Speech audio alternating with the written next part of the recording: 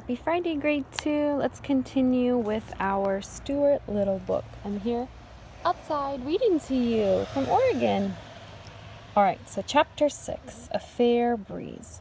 One morning, when the wind was from the west, Stuart put on his sailor suit and his sailor hat, took his spyglass down from the shelf, and set out for a walk full of the joy of life and the fear of dogs.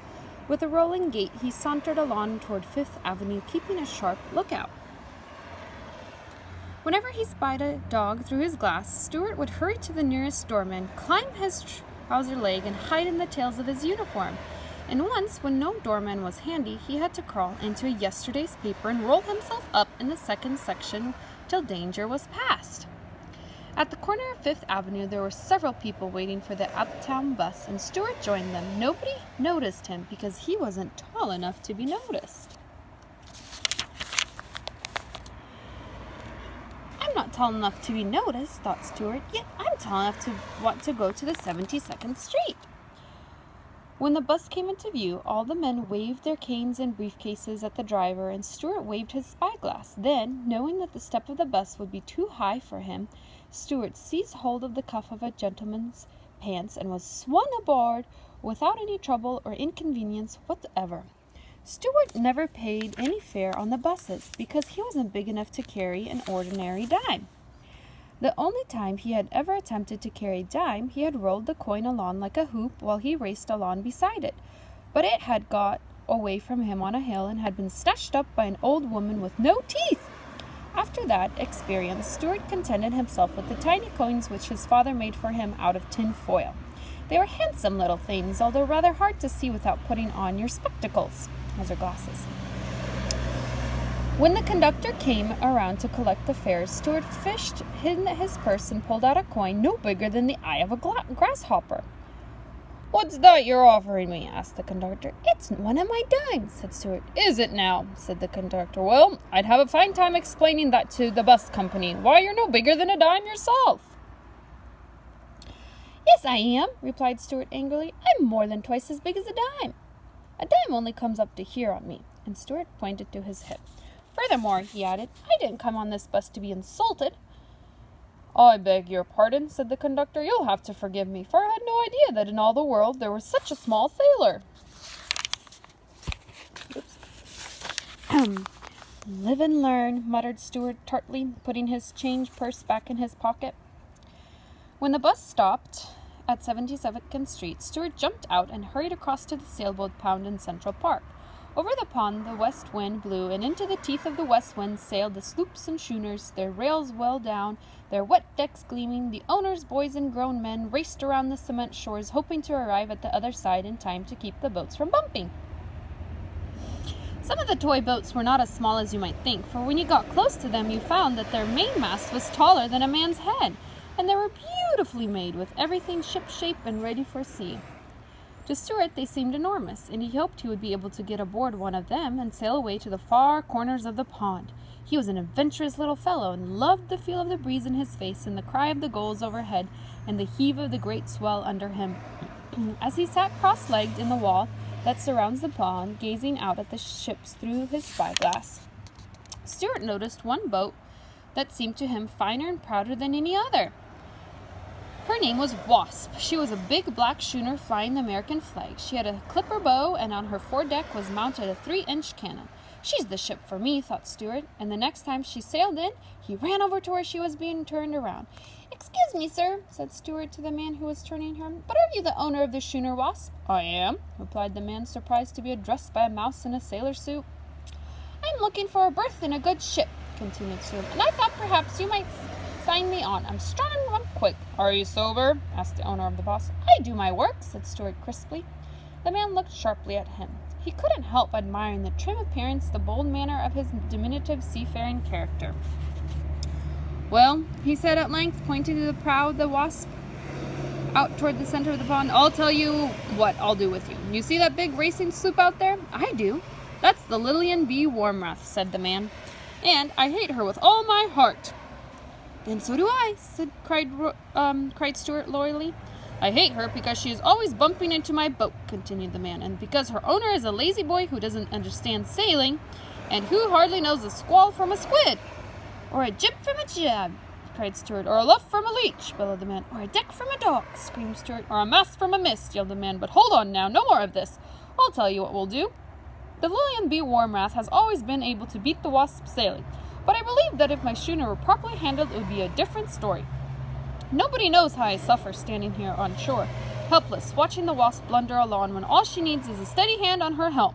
So, my young friend, I'll let you sail the Wasp across the pond and back, and if you can beat the detestable sloop, I'll give you a regular job.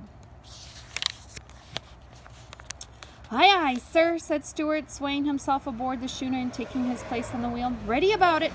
One moment, said the man. Do you mind telling me how you propose to beat the other boat? I intend to crack one more sail, said Stuart. Not in my boat, thank you, replied the man quickly. I don't want you capsizing in a squall.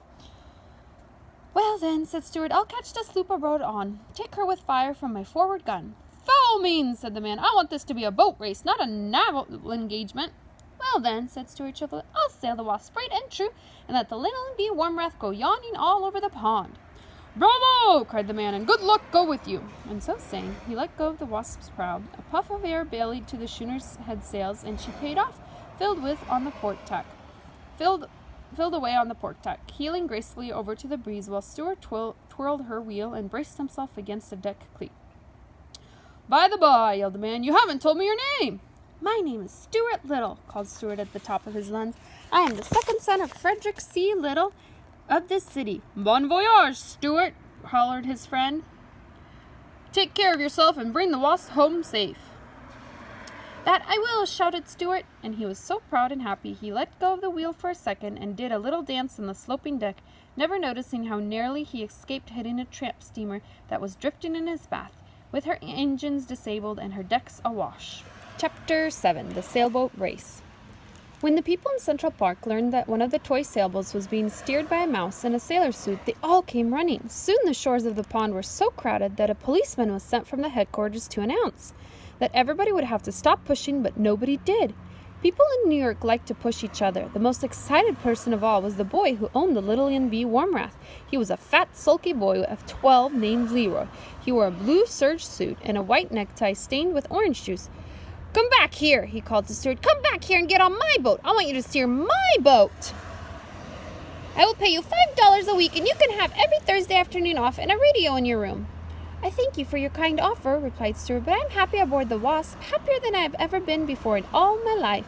And with that, he spun the wheel over smartly and headed his schooner down toward the starting line, where Leroy was turning his boat around by poking it with a long stick ready for the start of the race.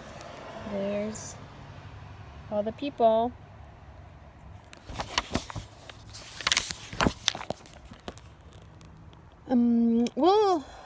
I'll be the referee, said a man in bright green suit. Is the Wasp ready? Ready, sir, shouted Stuart, touching his hat. Is the Lillian B. Warmrath ready? Asked the referee. Sure, I'm ready, said Leroy.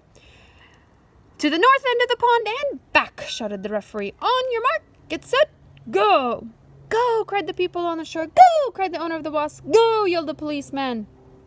And away went the two boats for the north end of the pond, while the seagulls wheeled and cried overhead, and taxicabs tooted and honked from 72nd Street and the West Wind, which had come halfway across America and get to Central Park, sang and whistled in the rigging and blew spray across the desk, staining Stuart's cheeks with tiny fragments of flying peanut shell tossed up from the foamy deep.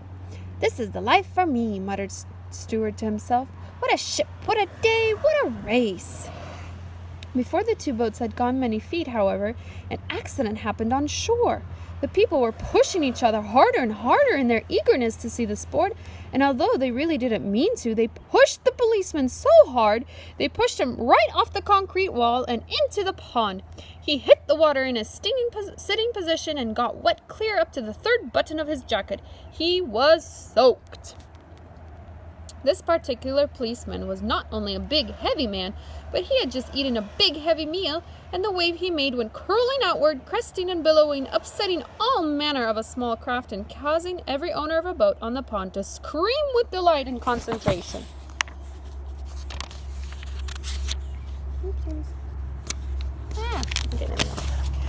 When Stuart saw the great wave approaching, He jumped for the rigging, but he was too late. Towering above the Wasp like a mountain, the wave came crashing and piling along the deck, caught Stuart up and swept him over the side and into the water. Oh no, poor Stuart.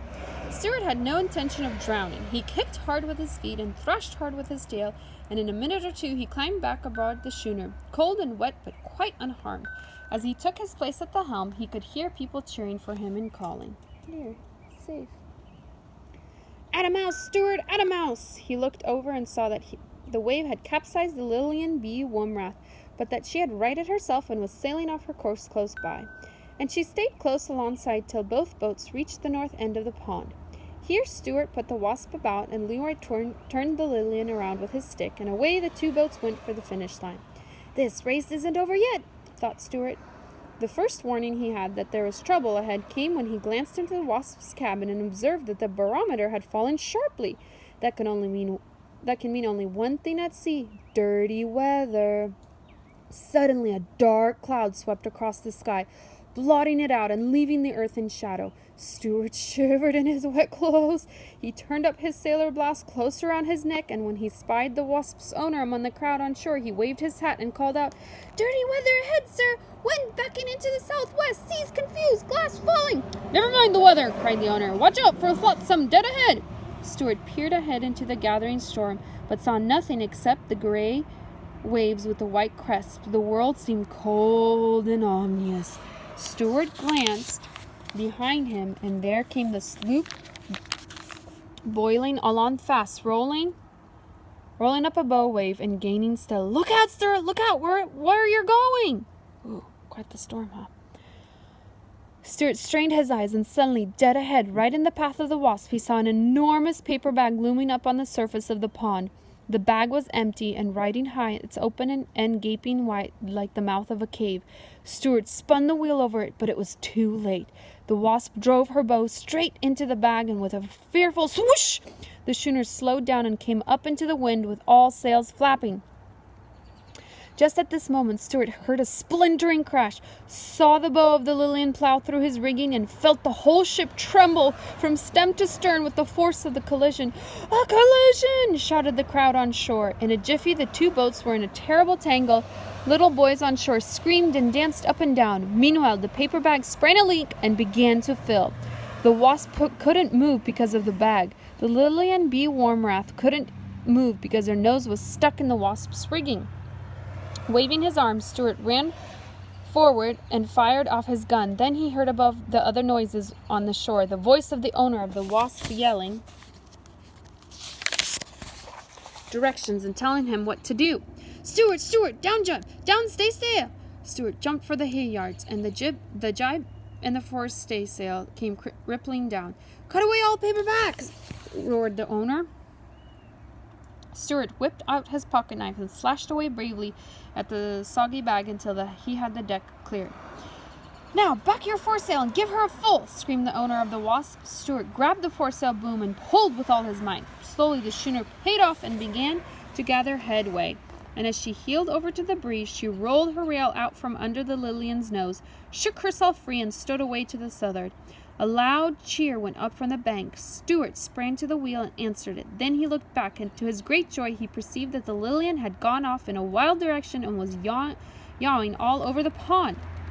Straight and true sailed the Wasp, with Stuart at the helm. After she had crossed the finish line, Stuart brought her alongside the wall and was taken ashore and highly praised for his fine seamanship and daring. I'll let you look at that for a second. There's little Stuart down there. He's so tiny.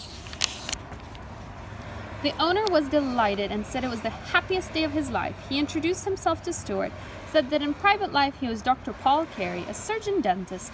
He said model boats were his hobby and that he would be delighted to have Stuart take command of his vessel at any time. Everybody shook hands with Stuart, everybody that is, except the policeman, who was too wet and mad to shake hands with a mouse.